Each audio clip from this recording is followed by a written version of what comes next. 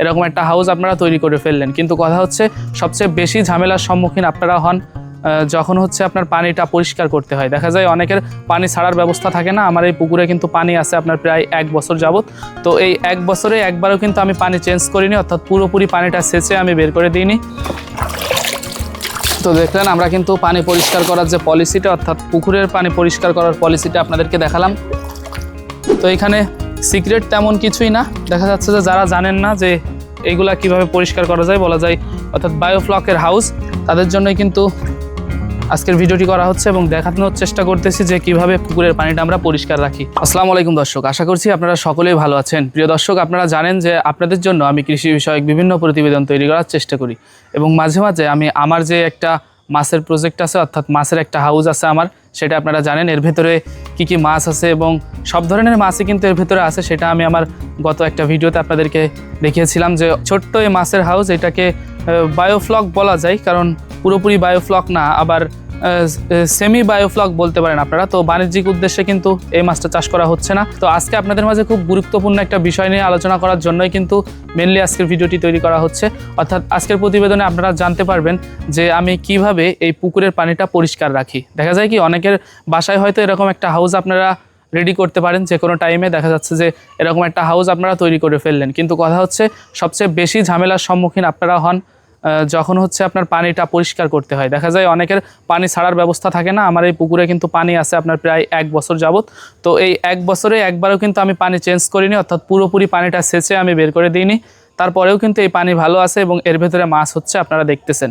প্রায় 1 বছর যাবত এরকম পানি আছে, অর্থাৎ এই পানি কিন্তু একবারও পরিষ্কার করা হয়নি। তো এই পানিটা আমি কিভাবে পরিষ্কার করি, আমাদের অনেক ভাইয়ের কিন্তু কমেন্টে আর কি জানতে চেয়েছিলেন আমাদের অনেক ভাইরা যে কিভাবে আমি এই পুকুরের পানিটা পরিষ্কার করি।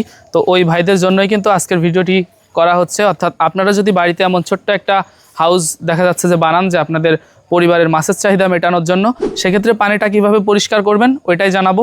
তো কথা হচ্ছে যে ভিডিওটা বেশি লং করব না, অল্পের মধ্যে দিয়ে আর কি শেষ করে দিব। তো আসেন কিভাবে পানিটা পরিষ্কার করি ওইটাই আপনাদেরকে দেখাই।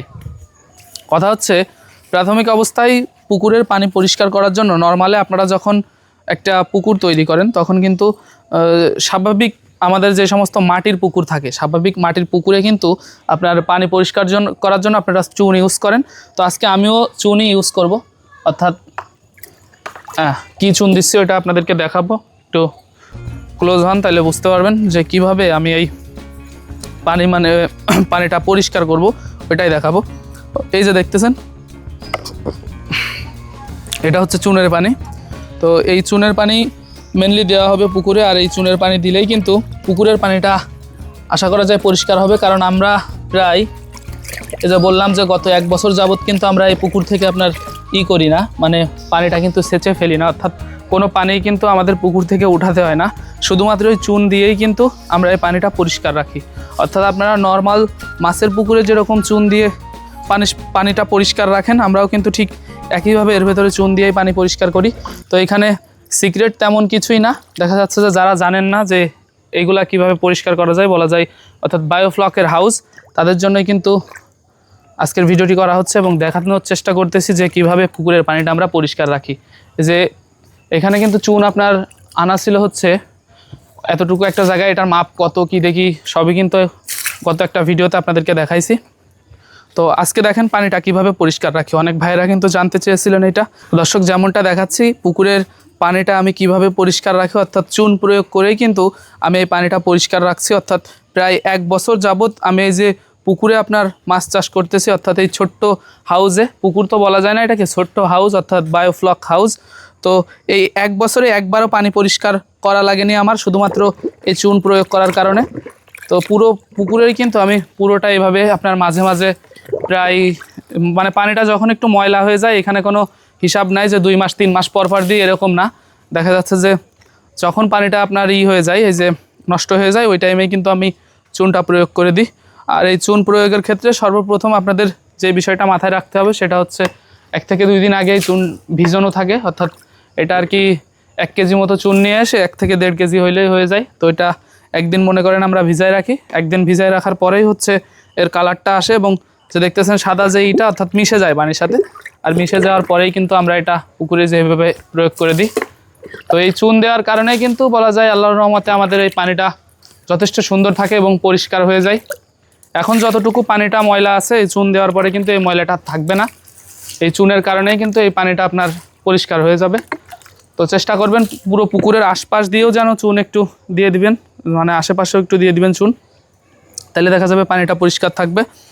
আর তার পাশাপাশি হচ্ছে আরেকটা বিষয় আপনাদেরকে একটু ক্লিয়ার করি আমি, শুধুমাত্র এই চুন দিয়েই কিন্তু আপনারা চাইলে আপনাদের নর্মাল যে মাটির পুকুর আছে, অর্থাৎ নর্মাল যে পুকুর, ওই সমস্ত পুকুরেও পরিষ্কার রাখতে পারবেন। আর এরকম হাউস যদি করতে চান সেক্ষেত্রে সেটার পানিও দেখা যাচ্ছে যে আপনারা পরিষ্কার করতে পারবেন শুধু এই চুন প্রয়োগ করে। এখানে সিক্রেট বা তেমন টপ সিক্রেট এরকম কিছু নাই, এখানে শুধুমাত্র এই চুন প্রয়োগ করেই কিন্তু আমরা এই পানিটা সবসময় পরিষ্কার রাখি এবং এইভাবে রাখতেছি। এবং মাছ কেমন হচ্ছে এটাও কিন্তু আপনারা দেখেছেন আমার গত ভিডিওতে।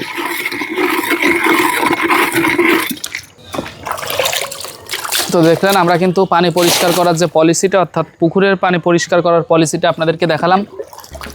প্রিয় দর্শক, যেমনটা আপনাদেরকে দেখানোর চেষ্টা করতেছি, অর্থাৎ আমার পুকুরের পানিটা আমি কিভাবে পরিষ্কার করি সেটা আপনাদেরকে দেখাচ্ছি। অর্থাৎ চুন প্রয়োগ করেই কিন্তু আমি এই যে পুকুরের পানিটা পরিষ্কার রাখি। আর এই চুন দেওয়ার পরে আর একটা বিষয় আপনাদেরকে বলে রাখি, এই চুন দেওয়ার পরে কিন্তু যেমন দেখা যাচ্ছে যে আজকে আমি চুন দিলাম, আজকে কিন্তু কোনো খাবার আপনারা দিবেন না পুকুরে, চুনটা ভালোভাবে গলে যাবে। তারপরে হচ্ছে আপনারা আজকে চুন দেওয়ার পর কালকে খাবার দিবেন। তো চুন যেদিন দিবেন ওই দিন খাবার দেওয়ার দরকার নেই, আমি এইভাবেই দিচ্ছি। আর পুকুরের পানি পরিষ্কার করার জন্য এটাই হচ্ছে একদম সহজ একটা পদ্ধতি। যারা পুকুরে চাষ করেন তারা অনেকেই হয়তো এটা জানবেন যে চুন প্রয়োগ করেই পানিটা পরিষ্কার রাখতে হয়। তো আমরাও ওইভাবেই মানে পানিটা পরিষ্কার রাখি। মাছ চাষ বিষয়ক এবং কৃষি বিষয়ক আরও বিভিন্ন প্রতিবেদন পরবর্তীতে যদি আপনারা দেখতে চান অবশ্যই সাবস্ক্রাইব করে আমাদের সাথে থাকবেন, কারণ আপনাদের জন্যই কিন্তু বলা যায় আমাদের এই পরিশ্রম এবং নিয়মিত ছুটে চলা। আমাদের এখন যে আমি ছোটোখাটো একটা প্রজেক্ট করতেছি, অর্থাৎ স্বাভাবিক অল্প স্বল্প যে জ্ঞান আছে সেই জ্ঞানের ভেতরেই এগুলো আর কি চেষ্টা করতেছি, কিন্তু অভিজ্ঞ এবং বড় বড় যে সমস্ত খামারি কিন্তু আমাদের যশোরে বহুত আছে।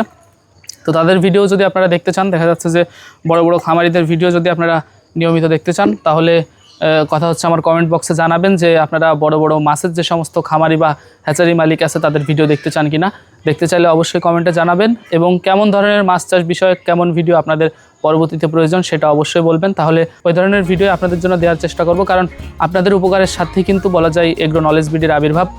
তো দেখলেন আমরা কিন্তু পানি পরিষ্কার করার যে পলিসিটা, অর্থাৎ পুকুরের পানি পরিষ্কার করার পলিসিটা আপনাদেরকে দেখালাম।